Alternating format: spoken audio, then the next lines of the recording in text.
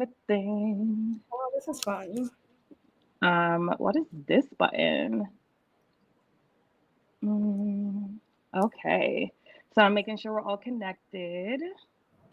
Oh yeah, it's okay. We're gonna remove that. Doot. All right, y'all. We are gonna get started in just a second. Making sure I see your live T on your Instagram, so it looks like it's going. Welcome, Mhm. everyone. We're going to just give it a few seconds for people to be able to go on and filter in, and then we'll go ahead and get started. But how you feeling today? Wow. Today it's actually kind of like hot at the minute. How you It's feeling? it's good. I was just saying, it's so hot here. I'm in the mountains, and my house doesn't have like central AC, I guess it is. Oh So yeah. it's still pretty hot in here. But I got my water. We're staying hydrated. So all good things, all good things. I'm so excited for our conversation today. It's gonna be so good. Yeah. I feel like we always have a good chat. We always have a good chat.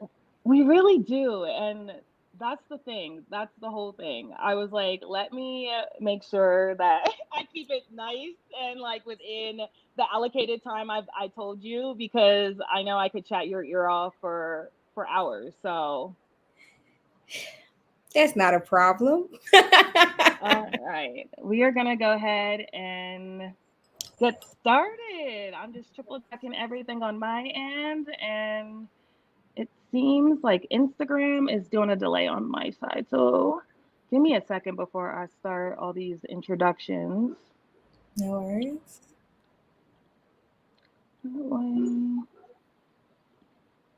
All right, it says we're live. So we are just going to go ahead and flow.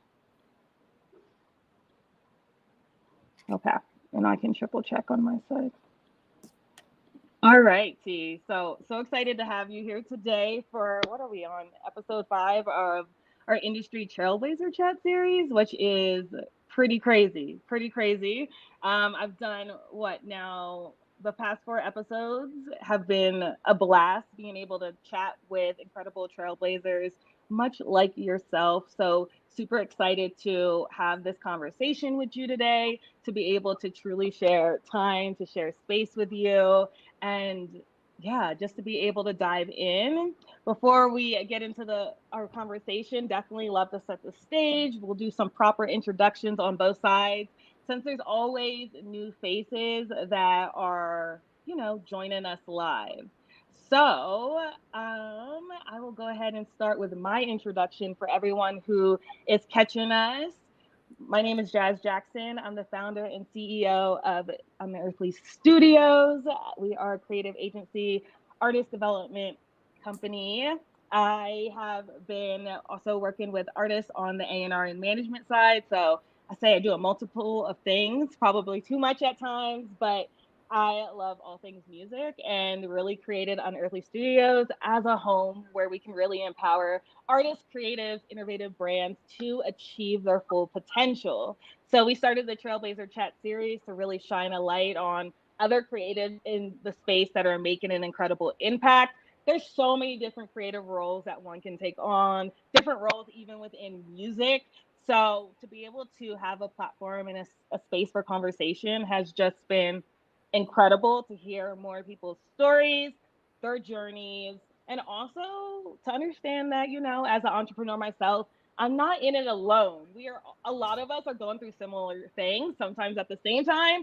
Sometimes people have gone through something that I'm like, okay, I haven't been there quite yet. But to be able to see and to be empowered by other creatives who are doing it, it's just so great. So that's a little bit about the Trailblazer Chat series, about myself. I am going to pass the microphone over to Martina to do her own introduction in just a second. But T, just want to say thank you for being here. First of all, I love you so much as a friend and fellow creative. And I know we have really great conversations, which just means I know that this is going to be an incredible conversation for our entire community. Yeah, thank you for having me. I feel Of like course. I've been watching you do this, and I was just like, wow, yeah. And then you asked me, and I was like, okay. So I'm gonna do it. I don't really like doing like Instagram lives. I'm more of like an in-person thing, but I feel like we're doing things differently this year, so why not? But my name is Martina Gordeen. I am the founder of 66. We are a culture change and marketing agency based in London, the UK. We help businesses and talent, that's like artists, influencers, founders of businesses, build authentic relationships with their consumers through like social strategy development, event curation, and brand partnership ideation. We just try to put like the love back in the industry and try to figure out ways to make solutions that help people with their goals without actually like exhausting themselves, which can be a challenge. Um, but I feel like you see a lot of people nowadays like complaining about the fact that like they don't really want to create the content, but like they obviously need to get the sales. So we try to create like a nice middle ground for people to do what they need, well, to do what they need to do without feeling like it's a chore. Yeah, and I know that y'all have put on some incredible events. I know you, it seems like you always at an event, putting on an event, attended Yeah. something. So you, I know I told you, you have inspired me because it's like phase two for the agency, but we'll be doing more experiential events, cool brand activations in our future. So just to see you doing your thing, inspiration, which is why I wanted to have you here today. I know that you work with like a variety of different creatives, but you also have worked with artists and do work with artists as well. So much like myself, you are such this multifaceted human and you're making Yeah. an impact and you're helping to transform lives. So yes, thank you for giving us that beautiful introduction. Thank So, you. to really kick things off, before I go into the first question, I know people are filtering in on different platforms. So, hi to everyone who is coming in, filtering in. If you do have questions for Martina and or myself, you can go ahead and use the comment sections on the platforms you're streaming from. If you are on YouTube Live, I am able to see them and pull them into the conversation. So if you have a comment you want us to pull in, go ahead and catch us on YouTube Live. And yeah, just a little housekeeping. But first question really is setting the stage. I would love for our audience and our communities to learn more about you, T. I know you're in London, and so cool. I've been to London. I need to go back, and I I need to want to come to definitely wherever want. you I know we're gonna just see each other. You're gonna have to come here and stay with me. I'll come there. We'll plan that offline. These people are like, Jazz, get to that question. But setting the stage, really, just want to get your back, like a little bit more of your background. Where are you Mhm. from? I know you're a super creative soul, so I know you had creative ventures even as a child. So, really, where are you from? What led you to pursuing creative ventures as you entered your teens and definitely into your adulthood? So I've actually kind of been, I don't want to say always like a creative kid, but I've always done some sort of arts and artsy thing. So like I don't know how true this is, but I say it all the time. But I think my mom put me in performing arts school from the age of 2.5, 3. I am the eldest child, and obviously at that time, like I was the only sibling or the only child. So she kind of needed something for me to be like doing. So I've essentially did ballet, tap, modern, jazz, street dance, singing, all of these kinds of things since I was like younger. So like so from 3 to I want to say like 11, 12. But then even in that time, I also did cheerleading at some point, I think from when I was 9. And I think my creative career, like the agency and like everything that I'm doing now, also because like I create content, started when I was like around like 14, I would say. I came across this video by a woman called Shameless Maya. I think she now goes by Maya's World. Um, and she was just like, yeah, I'm going to do this thing where I like challenge myself to upload 52 videos over the next year. It was like she just wanted to she wanted to do something outside of her comfort zone. And Martina at 14 was very much like, I was shy. Like there was no way you were going to get me to like sit and do any form of YouTube video, like sit in front of the camera or do anything. It just wasn't happening. So I was like, okay, the next best thing is like blogging. Like, you know, you had like Blogger, like WordPress, MySpace, all of those things were like kind of popping at that time. So I was like, okay, cool. We're going to create like a little blog spot. And it was called Beauty and Tea. And I was just like, oh, I kind of like this writing thing. And at the time, the industry was in a place where influencer marketing was really new and brands just wanted to work with people that made like really good quality content. So I because of that, I had like good relationships with brands that I was working with before anything. So like I remember doing like a blog post for Farfetch, which is now like this big fashion website, and they basically made me pick looks off of their website that I liked and create an outfit out of them and tell like why I like them. So these are all things that I really like just thought was like really easy, really fun. Like, oh, this is fun. But at this time I'm studying to become a lawyer. My mom thought I could do it because I have an answer for everything. But I also didn't really like reading. So it only took like one bad work experience to kind of be like, I'm not doing that. So taking my blogging experience, I went to looking at it and I was just kind of, okay, so what can I do that's like not law, but like I will like. So I ended up with a degree called media and communication. I did it at Birmingham City, which meant that it was more practical than it was like theoretical, which was something that I really loved. I didn't really have to do any exams. But in my first year, I kind of realized that like I knew more than my peers did because I had all of that blogging experience and like I eventually had transitioned to YouTube by now. So in that summer between like my first to my second, I was like to my friend, I think I'm going to create a platform.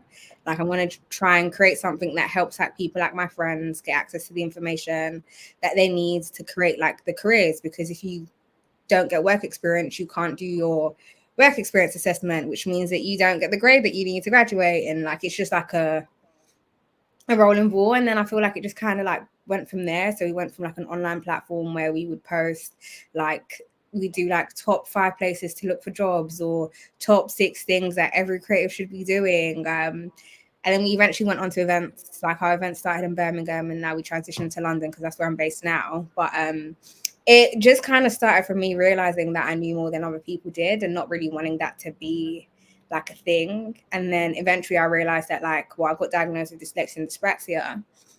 And I was kind of like, okay, so this makes sense as to why I didn't like reading. Oh, this makes sense why I'm always trying to really simplify things. So then I was just like, okay, there's a lot of language that is used when you speak about the creative industry that makes it even more inaccessible than it is in general. So I was just like, what can I do that simplifies that? And I feel like the in-person events where we just kind of like have a chit chat help with that. Yeah, no, thank you for setting the stage and giving everyone more context into who you are, where you're from, how this journey has evolved and taken off. And I think, especially as creative entrepreneurs, really learning what works best for you is like an eye-opening experience as you go into entrepreneurship, even that I've learned. But you always had that creativity in you. You're a true visionary. Even just starting your creative ventures and really going into entrepreneurship and just, hey, I don't see this here. Let me create something. And doing that, like at 19? Like I know you were still pretty young in your journey. You're trailblazer, girl, which is why you're here. So, Hey. what? No, and I know more people are joining us live on all the socials. Hi, everyone. If you have a question for us, please drop it in the comment box on the platform you are streaming from. I am monitoring the Unearthly socials, so if you have a question, drop them in there. And I know that T's connected on her side, so we're gonna just keep an eye out for questions so we don't miss anything. But yeah, moving into the next question, which is really learning more about your agency. So I know I'm excited to even just hear more of the inspiration behind 66 and the journey to creating an agency. Coming from experience of launching something, I know it's a venture, it's a process, it takes time, and I know it didn't come together overnight. So would love to hear about 66 and the inspiration behind bringing your agency to life.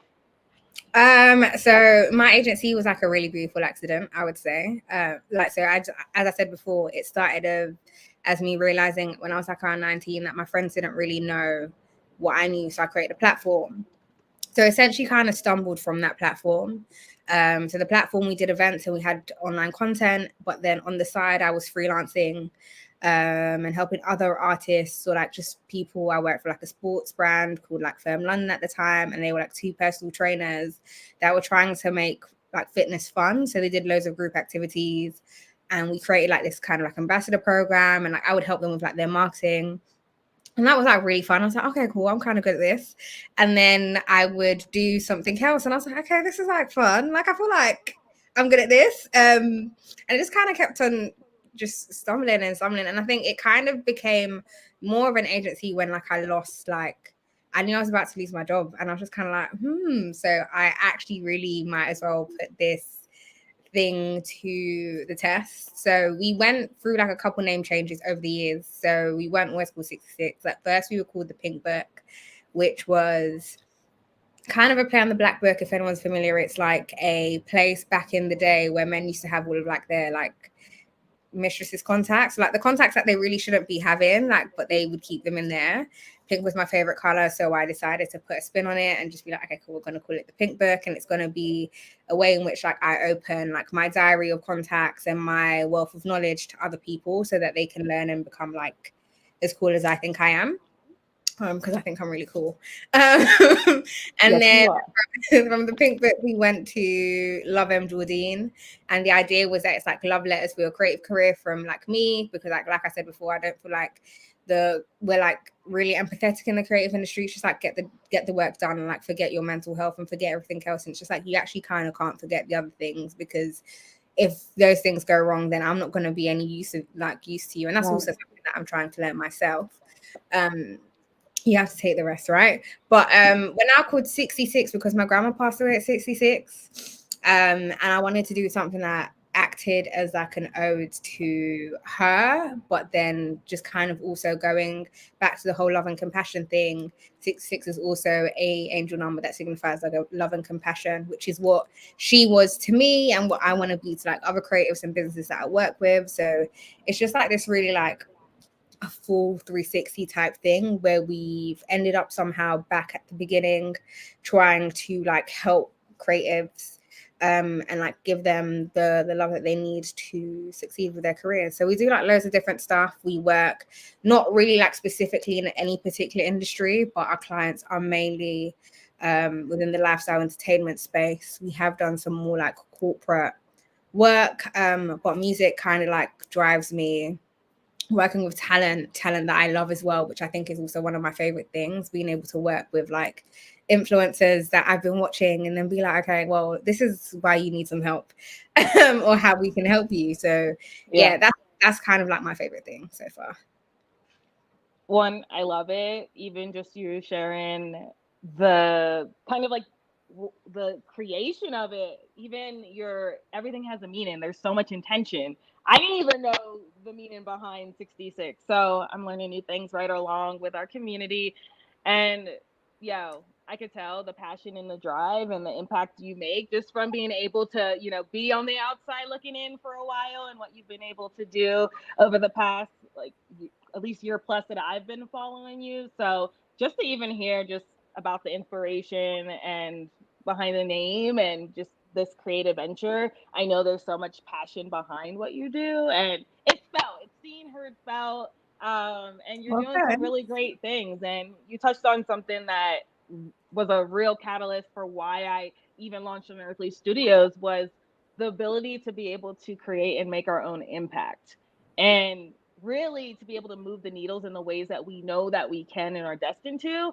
And oftentimes, a lot of folks go into entrepreneurship really because in some way, shape, or form, they felt either, hey, in this role, I'm kind of stifled here, or like, I can't grow here, or they don't value me here. So to be able to birth something that doesn't exist, and then you're a visionary, you're a trailblazer, and your impact goes and stretches beyond you. So you truly are helping to transform lives, which is why we do what we do. And it's so great because you're like you said, you're able to work with influencers and artists and cool brands that are doing some pretty incredible things. So shout out to you. Yes, y'all, you're going to see some little messages that come on the bottom of the screen. Be sure to check those out. And yeah, so thank you for let's talking a little bit more about 66. I know you do a bunch of stuff under the agency, but event curation seems to be a core focus, at least for now. But I Mm-hmm. also know that you have experience working on different campaigns of the like. So definitely want to touch base on just some of the recent events you've helped Yeah. craft and put together. And what are some of your favorite events you've either put on or have attended as a founder? I know we'll touch on con a little bit later, but I know you've had some adventures. So So I feel like events are what we're known for, but it's actually not like our bread and butter. It's one of the things that we do more so as like our give back thing, like as like the 66 events at least. We do work with like some clients on like their events as well. But a lot of the things that people know us for are like our creative events where we like sit down and we bring people together to talk about like different topics. So some of my favorite ones, one in particular that kind of stands out to me was I think it was the Making It in Music one that we did, I think 2 months ago. And I really like that one because we actually had to we got kicked out of the venue.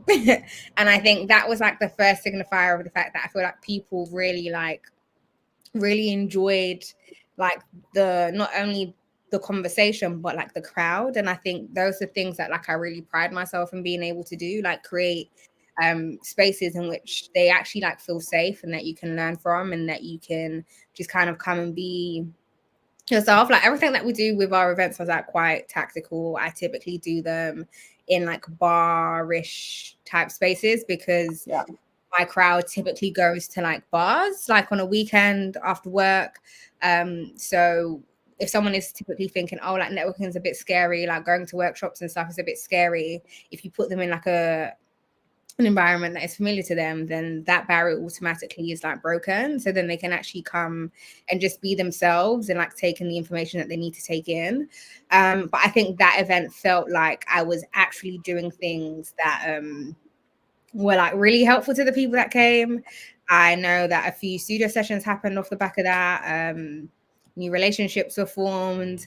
I think there was even a girl that came. She was an artist and she had like these t-shirts that she had brought and that she was signing and giving to the panel. So it's like you've actually like now got like a physical example of like what good marketing is to show to people in a space like that. So that was a really amazing experience. And a lot of those events are like, I want to say like as low cost as they can be. Like we are gifted the space in partnership with like Box Park, and then we get gifted the stacks, and then we just kind of bring them. There's no real decoration in terms of like additional to like the experience or to the room, but as we grow, I do want to like start doing a bit more like fun things, like maybe have like someone making candy floss somewhere in the corner, or like like a lot of like extra unnecessary. Do you know what I mean? Like, well, I want to say we unnecessary, elevating the experience here. right? Yeah. So like I would say that that event was definitely one of my favorites. I think a client event that I'm really like loving recently is like the Discord club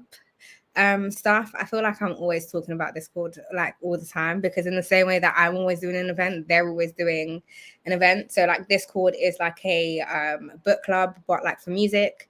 So it's the chance to come together and listen to like complete albums or albums that like an artist has made, and I just go back to back about like producer knowledge, artist knowledge, things that were going on at the time, and just actually listen to music in a place that's actually like safe and you don't have to worry about like Rihanna stands coming at you or anything like that.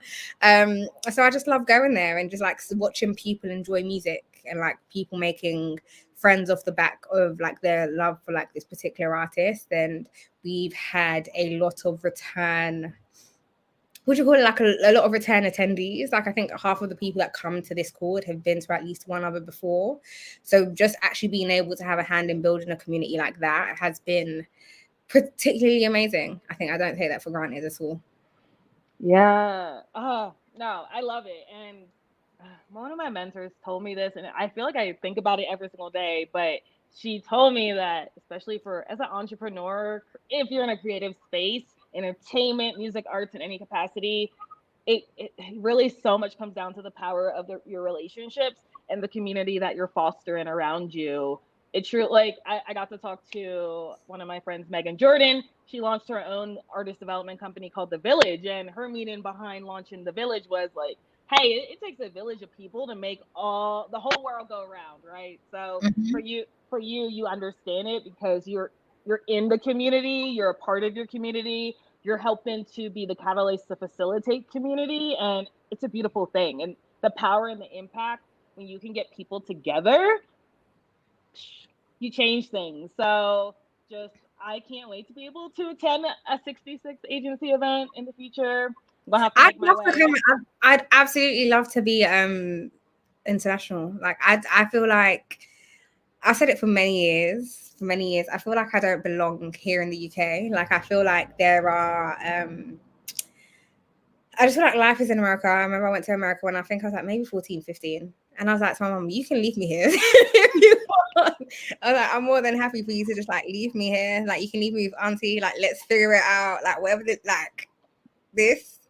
I was just like, I can even go to like, I feel like if I went to school in the States, I definitely would have tried to get like a scholarship for like a cheerleading team. Like I would have been that person. I would have probably done like, I don't know, like I would have absolutely, yeah, I would have loved it. Majored in marketing or maybe like double major business and marketing or some sort. Like I just, me and my little cheerleader uniform, like walking around, like honestly, like that's where I need to be. But I think I would love to be able to do like an event in like Europe and then like something in the States or like even like a collaborative thing. Like why not? Like why not?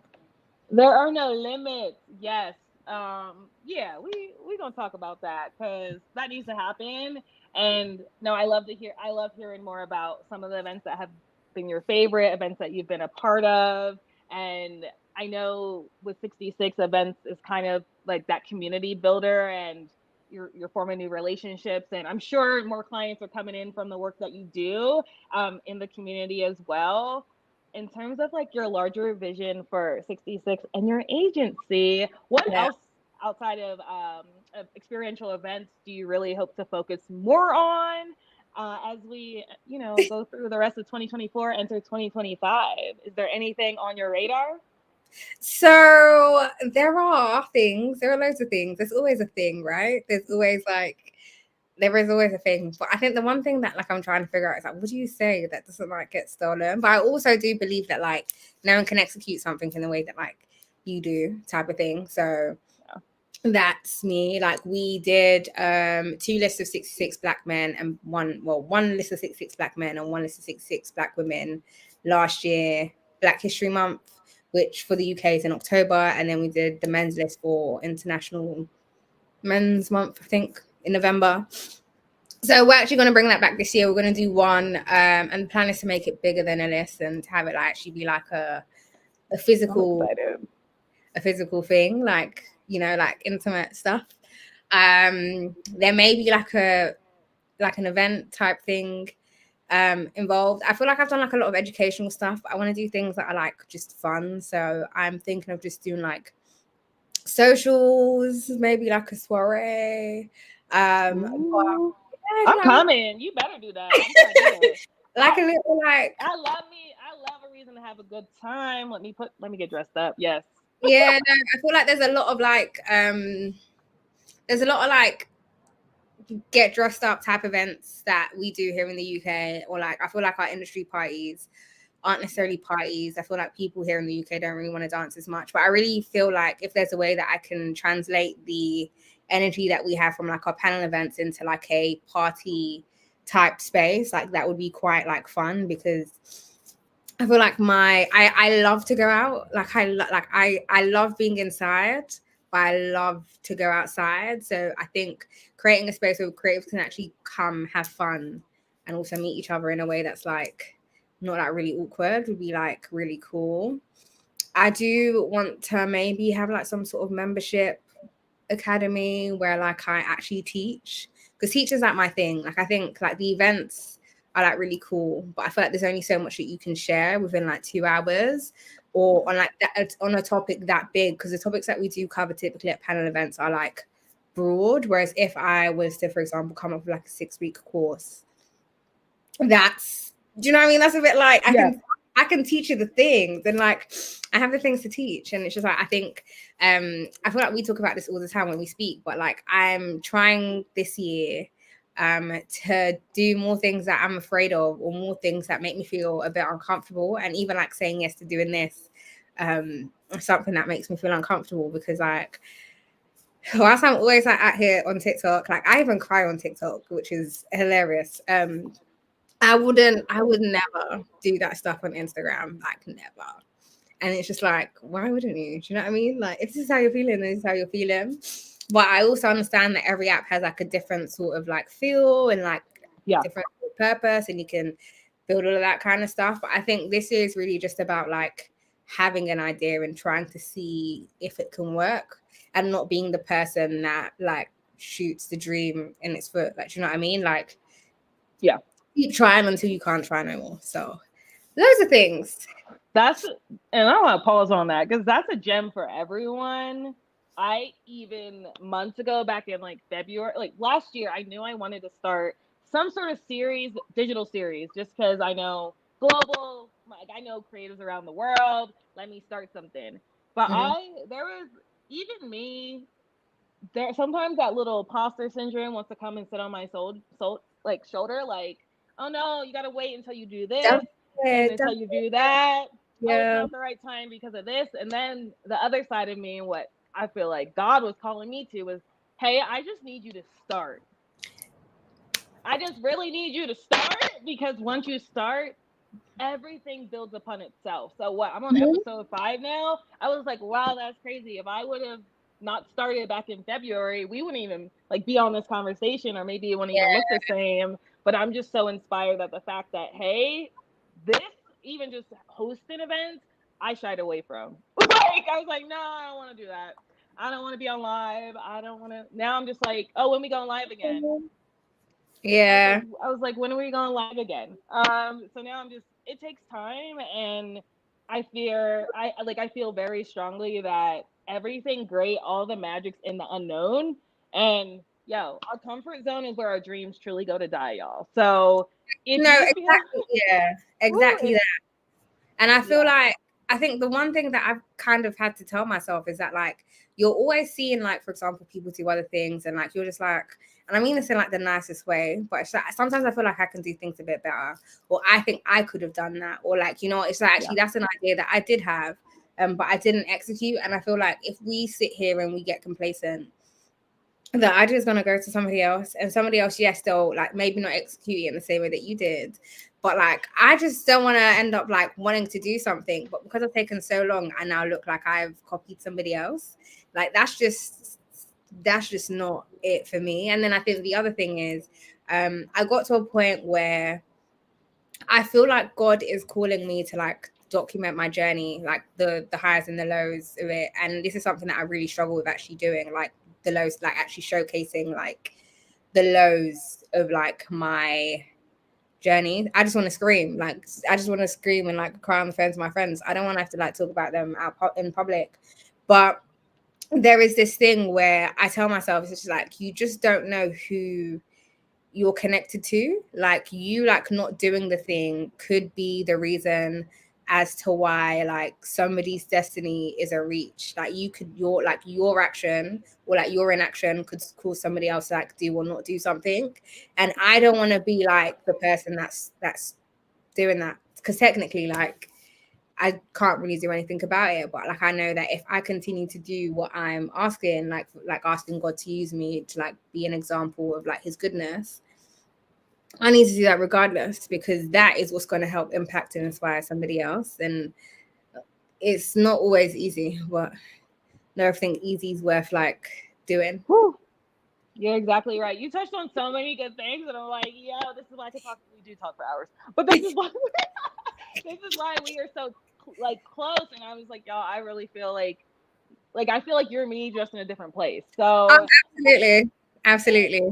yeah, I love our friendship, but like, you touched on so many great things. I think truly as entrepreneurs, and even it goes beyond just creative entrepreneurship. If you have a gift, a passion, and you're using it to serve the world in your own unique way, it's such a powerful thing. And whether you're an artist, whether you're a content creator who's working with brands, whether you're, you put pen to paper and you're a writer, like the visionary that it takes to be able to do something and to inspire, guide, and impact others with your gift, it's a really big calling. And with great power comes great responsibility. And it's so true, which is why even launching on Earthly Studios, I always tell people, like, I lead my business very intuitively and very spiritually for a reason, because I'm like, no, this is a really big deal. The work that we do, it impacts others in such a big dynamic way. We really are the catalyst for helping people become their best versions of themselves and to create their create their own dream, and or like, hey, I need someone to help me take it to the next level. So I know God is using you. But like, even with like that, right? Like the whole like doing work that like impacts people, I always have to remind myself that like I'm not a surgeon. Mm-hmm. Yeah. You know what I mean? Yep. It's So like, yes, there is a deadline. Yes, there's a deadline. Yes, the deadline should be met. But like, if you need to send the client an email and say, hey, like, I need to push something back because of XYZ, then just do that. Do you know what I mean? Like, unless it's something that absolutely requires urgency, if you're like having a really like crappy health day, there is no reason as to why like you should be like at the laptop. And I'm notorious for this. I think I went on my first holiday last year without my laptop. Whew, I know how that feels when you do it for the first time. I'm like, wow, like I don't have my laptop. And it was just like, I remember like I got an email for like some work, and I think I had like 3 days of the trip left, and I started feeling a bit like really antsy. I was like, crap, I don't have my laptop. I can't do the thing. But then I was just like, you know what? Like, they won't die. Like, it will get done like when I get back, type of thing.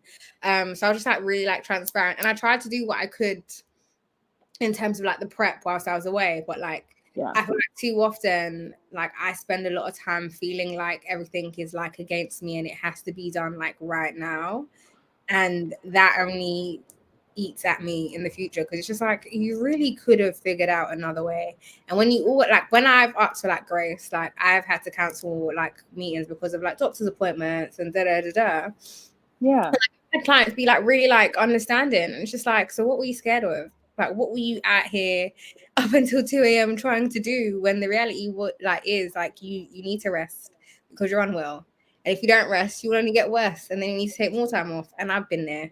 So I'm just I'm glad you touched on the, especially as a creative, something I try to hone in with my clients and even my own artists as an artist manager hat is that balance and act of, honestly, I truly believe it. Like, there really are few things that are true emergency. Coming from the agency world, y'all, where I worked with the biggest brands in the world and they want you to feel like everything's on fire, the whole world. It's really not, just their world. That's a really real thing. So I'm just like, it's not an emergency. And I even just told one of my artists this message the other day. I was like, health is wealth.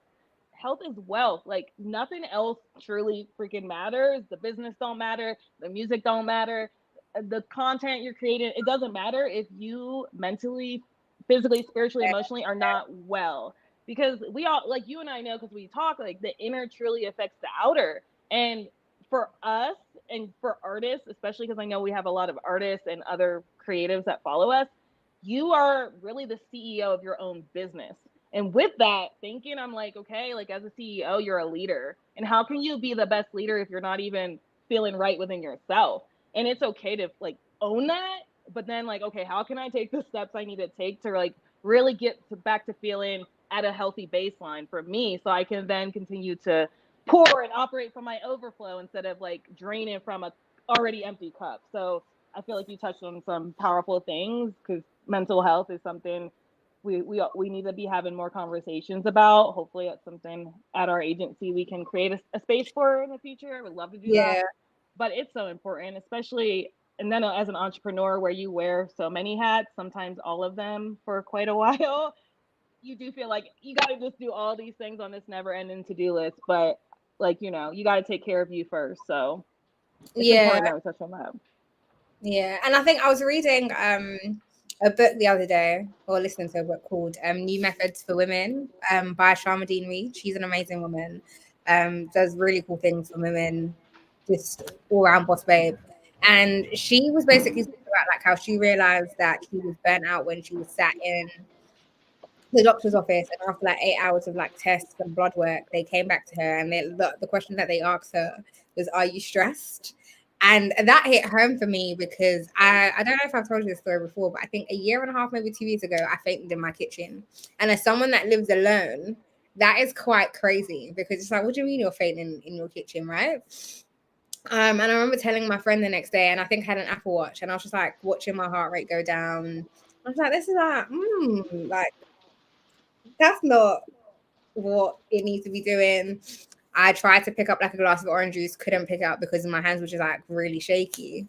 Same situation. Went to A&E the next day, and they were like, blood work's fine. Just, I think I had like they call it like a vasovagal like faint or something like that. Like it was just like a faint type of thing. Your body kind of does it when like you're just like overly stressed. And I just remember like just how hard I was working on all of the different things that I was doing, but like not only like work, but then it's like responsibilities outside. Like you want to be a friend, you want to be a partner, you want to be a sibling, you want to be like agency founder, content creator, you want to do like all of these things. You want to rest, you want to socialize, you want to. I think you don't realize like people tell you like, oh yes, rest, and like maybe it's the wrong person that said it. And I just think like reading that in her book made me realize, you know what, I feel like you're coming to that point again. So like today, I think I've just like not been on my phone. I've literally just been sleeping up until like today, and it's just like, yeah, there's stuff to do, but like it will get done. Like I probably will just do it after this type of thing. But I think I've had to learn the hard way that like you're no good for anybody else unless like you're really good with him, which is why like I always try to like make my clients also understand that like I don't like, yeah, it's not necessarily ideal, but like if you need us to move things about, then just let me know. Right. Yeah. And having those transparency and conversations, I feel, especially, I know you work with talent and artists as well, but having those conversations, and I always say the business can wait, like the music can wait. And if it's something like, we're gonna get it done. Mhm. If I need a week or you need a week too, sometimes it's longer than that. You definitely gotta honor it. You know, Nipsey said it's a marathon. It truly is. We all know this. Doesn't matter what creative venture you're pursuing. You know, you are putting in your 10,000 hours of mastery over a longer course of time, and we all need those cycles of rest. Just like I made this analogy to like one of my artists. I feel like I'm in the mountains, just kind of in that season of, hey, I'm meant to hibernate. I'm meant to kind of just rest, like slow down a little bit, even though I'm still doing a lot of things. And then there's gonna be a season where it's like Kendrick, I gotta pop out now. It's time to like outwardly express and Yeah. share, and we have these cycles for a reason. There's this quote, just as nature has its seasons, so do I. And I kind of think about that in the ebbs and flows of life. And, you know, rest is productive, y'all. I love rest. As much rest as I can get, and sleep. So Yeah. now in my 30s, I'm like, a good 8 hours is non-negotiable. Okay. So the work will get moved. So no, it's so important that we touch on that. So one of the things I wanted to touch with you on, because I didn't get to hear all of your experience with it, um, and it was more fresh and more recent. You just went, I believe, like what, last month? We're in July already. But the Cannes Yeah. Film Festival, because I know you've been Yeah. traveling, Yeah. doing events, traveling internationally.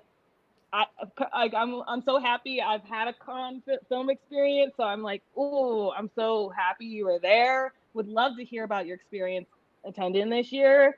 And I know you caught some really cool panels, learned some things, some events. What were some of your favorite moments for Con? I think the problem with Khan, we'll start there, is that it's like I technically don't really remember what happened.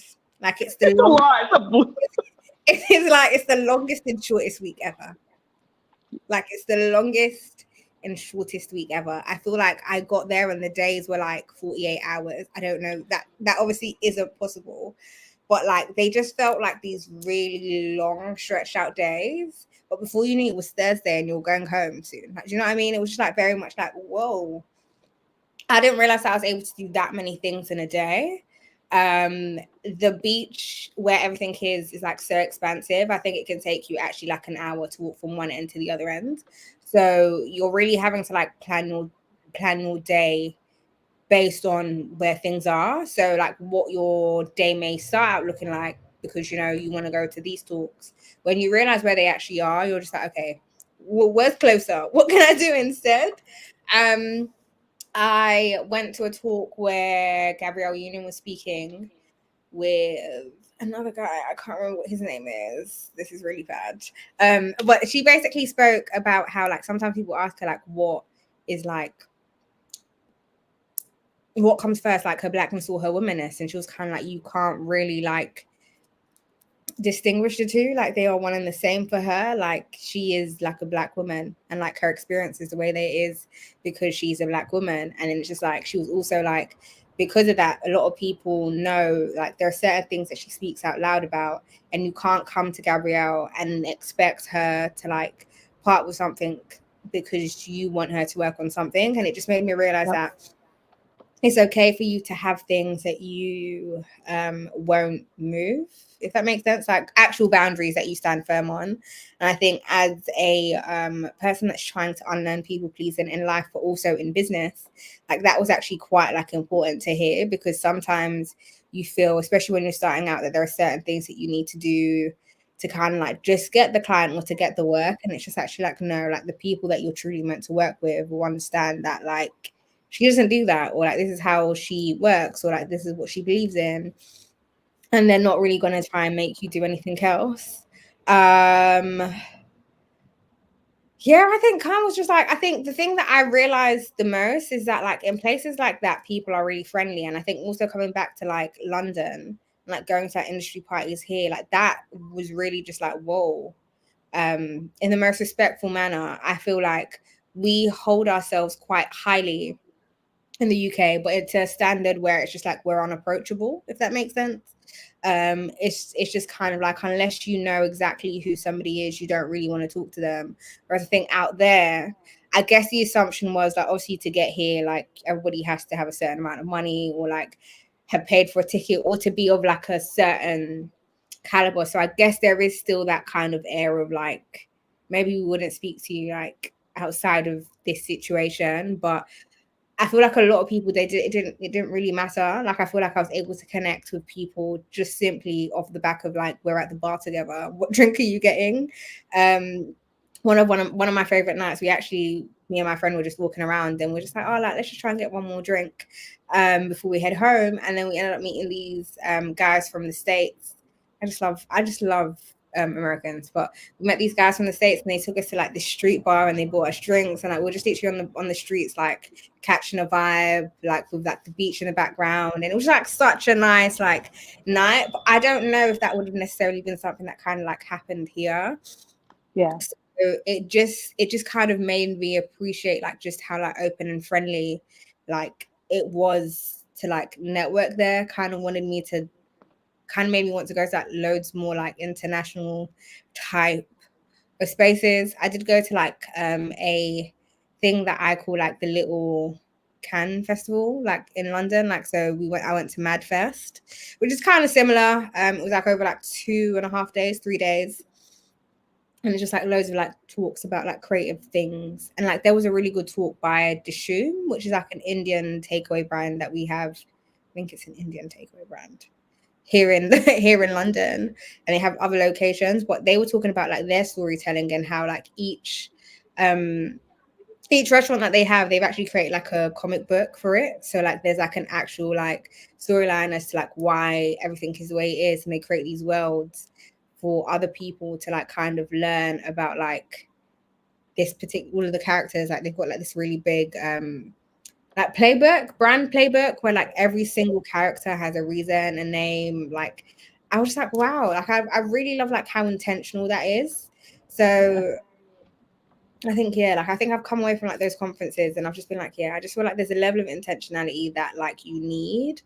You do need like the relationships, because like like the people that you meet in like those places without a doubt can kind of like change your life. Like I had a man basically be like to me, like, I have nothing to give you, but like when you need money, let me know. And I was just kind of like, yeah, okay. Yes. Okay. I know you had a good time. Like, because my con experience, I'm just like, how did I even get here? How did I get into this and that? Just shenanigans. A great time in my 20s. Yeah. But just experiences that you can never think you would have, and how I'm things going come again. together. I'm going again, without a That's doubt. what Like I said. I'll be back. Next year, catch me. I don't know how. I don't know. Yeah, that was me. I was like, I don't know how I'm getting there, but TUN this year, and I'm going next year. Yeah, absolutely. absolutely. I just feel like I just feel like every creative needs to experience the Festival of Creativity. And I also think you don't necessarily need to go to like the Cannes Lions thing. I get it, because obviously you want to go to and stuff, right? So much. But a lot of the brands do events or like activations on like the beach outside of like the Cannes stuff. So instead of paying for like the ticket, which is like, I think the cheapest one is like £1,500, dollars, something like that, you can just get yourself to Cannes, and then you can attend all of those events for free, or maybe be invited to them, whatever your thing is. But like, if you're not trying to pay to go to like the Cannes Film Festival or like the Cannes Lions Festival of Creativity, then you can actually just pay to get to Cannes and then do that. The only problem with that is apparently they book up all of the hotels that are close to the beach. So if you don't go through Cannes and like getting their ticket, you may have to get a hotel that's a bit further away. But at least you're there. Yeah, no, that's actually something, because you're smart. I was like, look, that's the way to do it next year, regardless of if I'm going officially or not. Because when I went to con, it was what year was it? Because I was graduating college, so it was 2015. So about 9 years now. Was when I went. And I went under a film production company as a production assistant. So I had all the official passes. I went to red carpet events, screenings, all of it. It was a hoot. Like, the fact that my little young self was out there partying, y'all, I've calmed down. But it was a good. But I feel like you could be like the most calm person, but it's just a different world. Experience. Like the one thing that I didn't really do was I didn't go to the clubs. I went to I definitely did that. Night. I think the night before I flew out, I went to a club with one girl. One of the girls on the cohort, and it was so fun. Like, so fun. But like I woke up the next day being like, oh, wow. Wow. Basically, y'all need to get to the Cannes Film Festival. But I was like, I'm saying on that note too, for artists, creatives, if you are in especially if you're a major city hub, like, check out what's going on in your area. What are the local events that y'all can attend? What are even for the music business? What are the Eventbrite? Honestly, Eventbrite is still amazing. Like I try to do feedback forms at my event all the time, but then I also ask like in person, like, how did you find like this event? And a lot of people now are just kind of like, I was looking on Eventbrite and you came up, and I think that's also like, that's smart. I love Eventbrite. It's fantastic. And I think when you do like your SEO correctly, this is me being the marketing person, right? People can type in like music marketing event, and if your title says music marketing, or if your description says music marketing, people that didn't actually know of your agency, your platform, your event company will then come across your event and show up. But it's also a good way for you as talent creatives to then go and look for other things. You know, I feel like sometimes we complain about like certain types of events, but then we only follow certain types of events, so we're only going to get that, and we don't actually go out of our way to look for something that might be more up our like what do you call it, like your alley. So I just kind of say like, do the research. I feel like, and I'm very much for not penalizing people for being lazy, but I feel like there's a certain amount of laziness that I feel like we need to like stamp out of people. And I feel like looking for the things that will help you at the very least, like an event where someone will tell you the information. Yeah. Do that. So true. The resources are out there, and I say that all the time. You can find out about and just about anything these days online, and you can really put yourself in the right rooms, which is something that as entrepreneurs we do pretty naturally. We're fostering community. We're going to events. We're hosting events. But for artists and creatives, I have heard it and I've seen that lack of, okay, you just got to go out and find those rooms that you need to be in. Even investing in things like a music business conference, there are not enough artists in those spaces, and it has me legitimately confused. But because I don't understand. Because you know what I think, and I've experienced it with like working with artists, and it's just kind of like an artist only wants to make music, right? They only want to sit there and they want to go to the studio, they want to write their lyrics, work with the songwriters or whatever their thing is, like meet the producer, sing the vocals, do the rap. Yeah. And like that's it. They don't have to pick up the camera and create content. They don't want to have to go to the events and introduce themselves to people. I talk about this all the time. They don't want to have to reply to comments. But then it's just like, in which world does this even make sense, right? Because if you're even, because I'm going to take like a coffee shop job, right? At some point you'll be sent off to go to training because you need to learn how to make the newest style of coffee. Coffee's always changing. The blueberry matcha, strawberry matcha, all of like, there's something new for you to learn, right? You're going to have to do that in your coffee shop job. Like, you're going to have to be a people person and learn how to like make friends with your colleagues, and also learn how to remember somebody's order so that if they're continuously coming in, like you can build some sort of rapport with them. Like there are a lot of things that I feel like artists don't want to do that are like the fundamentals of just being a decent human being that works in any space. And I just kind of ask myself, like, how bad do you actually want this career if you're not trying to do those things? Because sometimes you're looking for a manager, but what you're actually looking for is someone to do all of the work. Because if you actually you don't want to do it, you should never be as comfortable in your career where, for example, like you know nothing and your manager knows everything. Like that's why you see like these artists coming out on like Twitter talking about like their really shitty contracts, because you haven't cared to read the fine print. Anytime you get a booking, you just pass it on to your manager. You don't read your contracts. You don't even understand like the basics of like contractual language. You can't save yourself if you needed saving.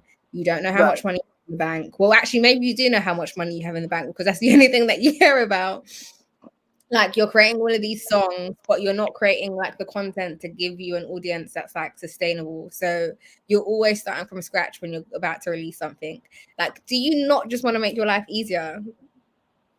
And that's why we exist, y'all, because everything you just said is everything I preach. And I had to calm down because it's so true. And I call people out all the time on Twitter. I was like, look, we need to stop with excuses in 2024, especially under the guise of most artists. Some artists want to be signed to labels. I get that. And even doing the work to get signed is a whole other conversation. But y'all, for most of the independent artists I'm talking to, I was like, do you know what the word mostly independent means? That means it's on you as the artist and the CEO of your business, because I tell artists, once you decided that you wanted to earn money off your music and you wanted fans to come, it became a business, baby. And if we're not going to take the time to learn the business, I'm going to pray for everybody, because this is why a lot of people aren't going to make it.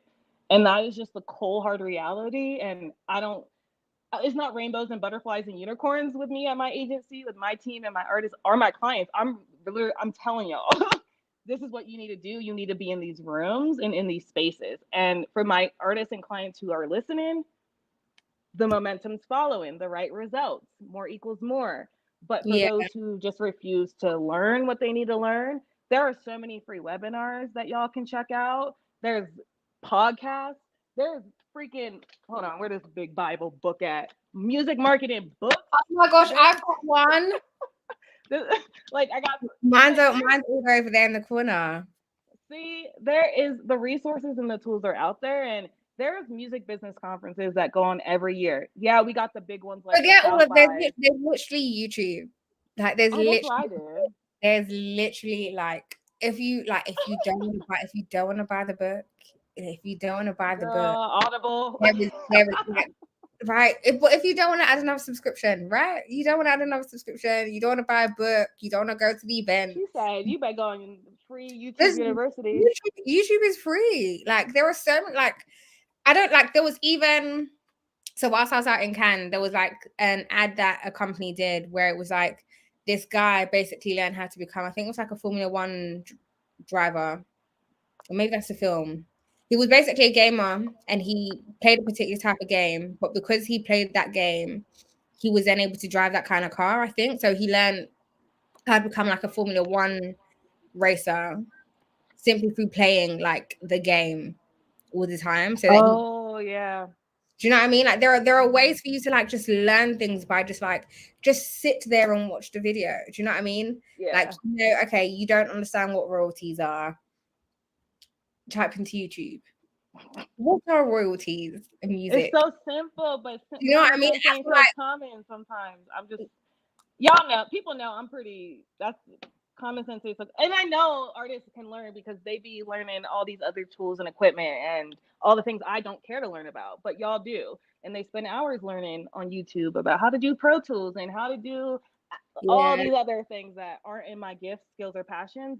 But like there's a way when you want to learn, and I feel all of my relationships that I've formed in the music business side of things have been from putting myself in rooms. I spent all last year traveling, you know, conference in Denver, a conference in New York, LA mhm, multiple times, Houston to go, make sure I can do things with my artists and stuff.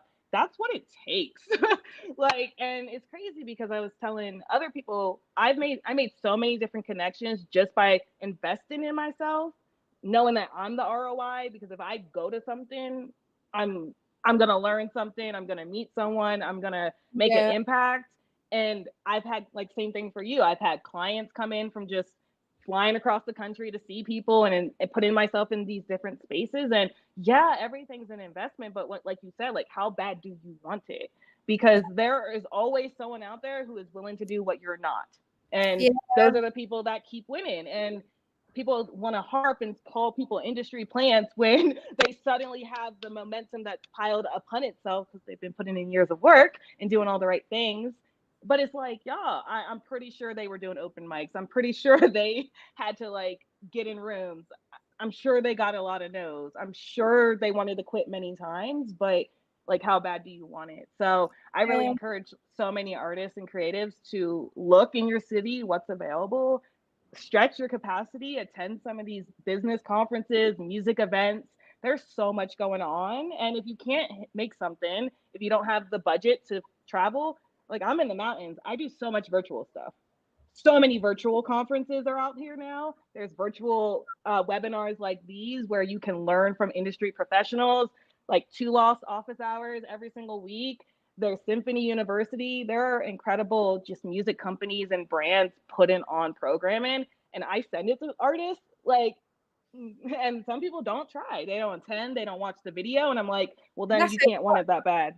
And you know, I feel like sometimes I think I've had many moments where I just like, you know what, you actually just don't want it that bad, and I think that's okay. Do you know what I mean? And I think the problem is telling people that you want something, and they're like, okay, cool, well, you should do this, and then you're like, no, I don't want to do that.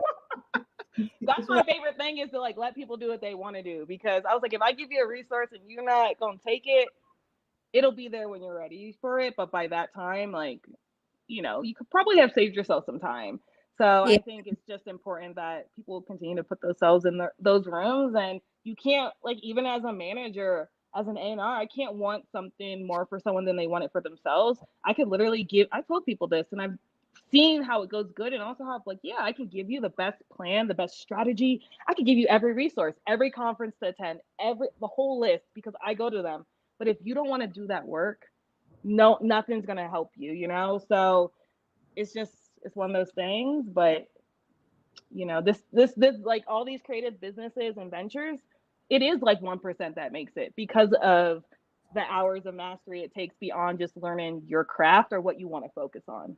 And that's yeah, just the business. So yeah, in the music business, it's very layered, and I see where the gaps are because I talk to artists that's all day, and I'm like, ooh, Ooh, well, you got to kind of like figure out these gaps, or you're not going to be able to build the sustainable business that you want.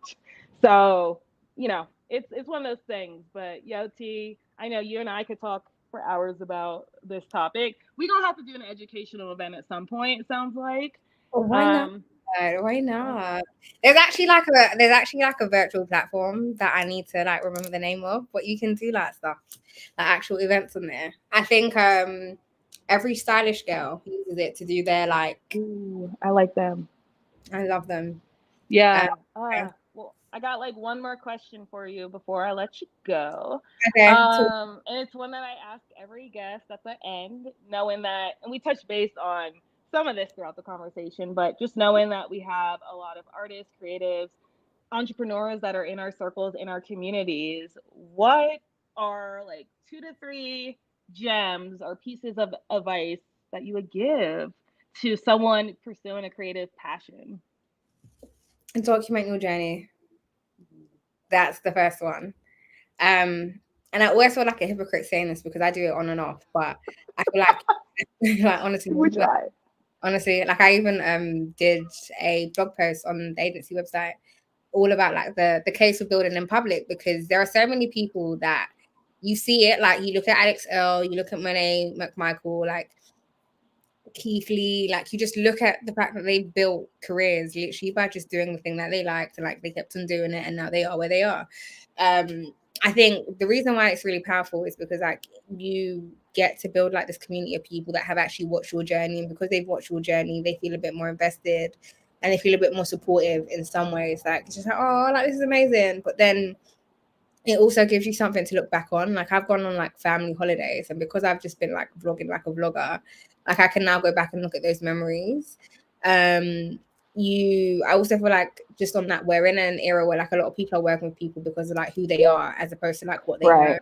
Like you can learn skills, right? So but if I watch like your vlog or your content and I realize that we have the same type of like music taste, or like you like the type of food that I like, that might be the thing that makes me pick your agency over like somebody else's. It sounds really ridiculous, but people vibe with people, like that's what it is. So by documenting your journey, you kind of help in that decision making process. If it is simply down to like who am I going to gel well with, it's like you have shown enough of yourself to like kind of position yourself as one, like a thought leader, but a really cool person that everyone should work with. The second thing would be to get an accountability partner, but one that isn't afraid of like actually getting onto you. Like I feel like sometimes you can get an accountability partner and even your accountability partner will forget that they need to keep you accountable, and that's not really that's not helpful. Like I need you to remind me, like I said, that on Friday at like 3 p.m. that this thing should be done, so that I can keep on going. But I feel like we are afraid of like evil eye, so we don't tell people like our things. But I also believe that my God is bigger, and if you're trying to get in the way of anything that like I'm trying to do, then if he wants it to happen, it's going to happen regardless of like what you're trying to do. Like that's just how it's going to be, type of thing.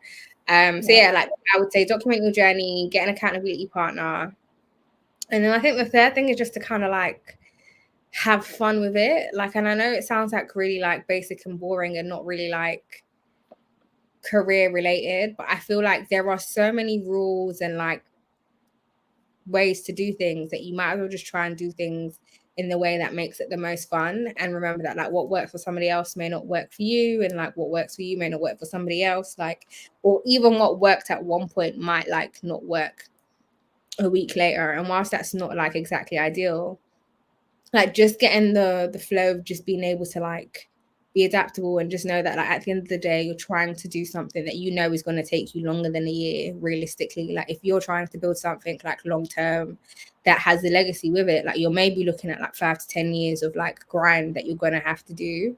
So the sooner you put that into your mind and you just try to have fun with everything, because you know everything else is a part of the journey, I feel like the stresses are a lot easier to manage, because they come, right? Like it's not every day that you're going to finish something on time, or your clients are going to be like in your favor, or like the show that you've got to perform at, you might get there and they haven't got the particular mic that you've asked for. But if you're always able to take things in your stride and just like have fun with the whole experience, you'll be able to manage all of like the low moments. And I think in an easier way. And I think that's what I'm just trying to learn. Like, just how can I make this difficult journey as fun as possible?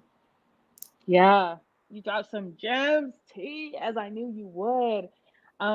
Just even just documenting your journey, it's so powerful. And I've been talking, and especially working with creatives and artists, it's like everything, just document. And Gary Vee says this, it's like document versus creating. And it's like so much of that pressure and kind of feeling like, well, I should do this or should do that, or it needs to look like this. A lot of it comes from like this, oh, I need to create my content. And I'm like, no, you really just need to put on a camera and just Yeah. document what you're doing. Gary Vee, and I love Gary Vaynerchuk, y'all. So Do you know what? So I used to love him. Not that I don't love him anymore, but like I feel like I'm currently in this phase where like some marketing videos, they just feel too market. They just feel a bit too much. Yo, I know what you're talking about. I used to watch him. I used to watch his whole hour-long things. I think I used to watch him when he started like bringing people along on there. Like I used to watch him and loved his stuff, loved his podcast. But I also just kind of feel like sometimes it just feels like this is a lot. This is a lot. Oh, he's a lot. I think But he's I a little do spicy. yeah, no, Even from where I'm at. I do realize there is like a lot of truth in it because I'm trying to do like a 30-day challenge on like TikTok where I post twice a day. But I've realized like the reason why like I failed 2-3 times already in like 10 days is because it's the whole creating thing. Like I don't like creating for a purpose, like in a way like fast. I feel like it's always easier to, for example, like be vlogging this chat and then go back and then like cut up content from something that has just kind of like happened naturally. But then obviously you don't necessarily always have the luxury. I feel like you do need to have a mix of like things that have just happened, I suppose. Well, because you could argue like vlogging is like creation, but it's like documenting at the same time. I think that's why I love vlogging so much, is because it's I'm already doing it. Yeah. I think I brought up Gary Vee because he does that, and he even started this live stream on Twitch where literally it's just him documenting. And even more so, he is just on Twitch for 8 hours. The camera's just on and he's just working. It's muted, right? So no one can hear his combos. And they just see him taking meetings all day. And he just live streams. And it's just smart because obviously Gary Vaynerchuk, people do want to watch you just take calls. But no, like, you know what? That is so sick because it's just like it's like, even I don't know if we can talk about this, but it's like even like with OnlyFans, right? Like that is an app that is predominantly known for like adult content, right? But there are people that are on there that are using the stigma to sell curiosity, but they're actually on there doing like actual like workshops about like this type things.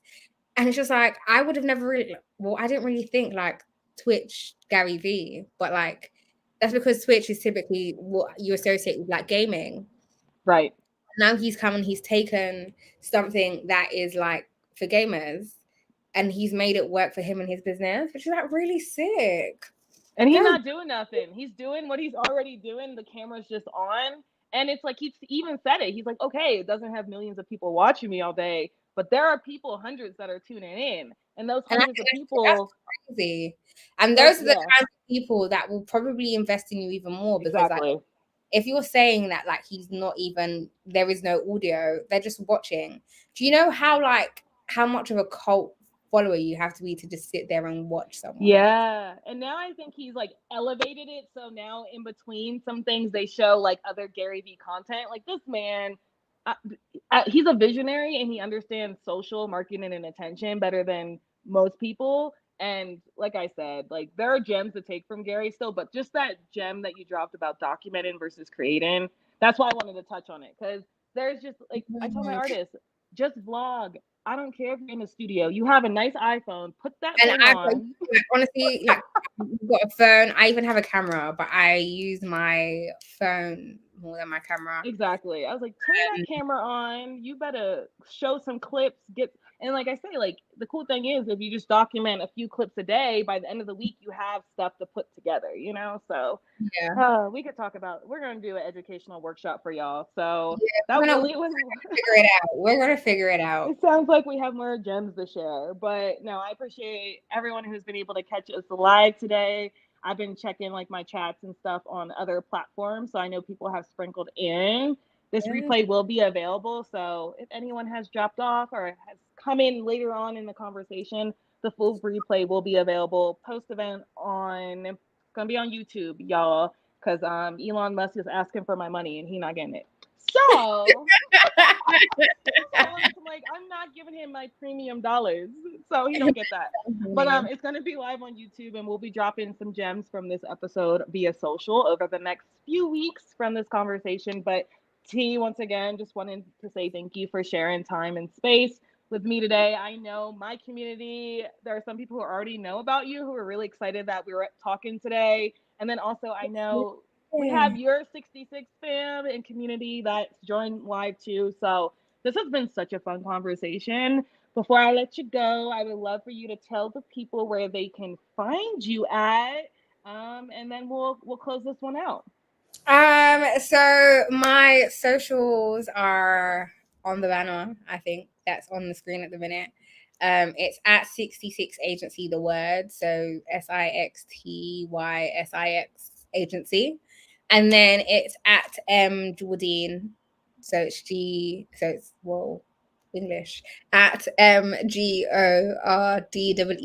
If you find 66 Agency, like you'll probably find me in a collaborative post somewhere.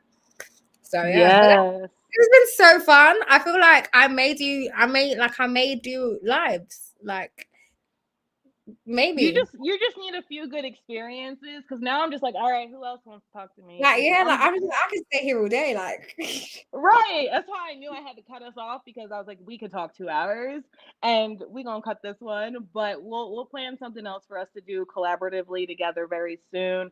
I'm so glad to hear that you had a fun time, and yes, we're gonna close this one out. UNE Insider community, definitely for those catching the replay, hi, and if you tuned in live, called us, thank you, we appreciate it. But otherwise, we're out. Bye, y'all. bye.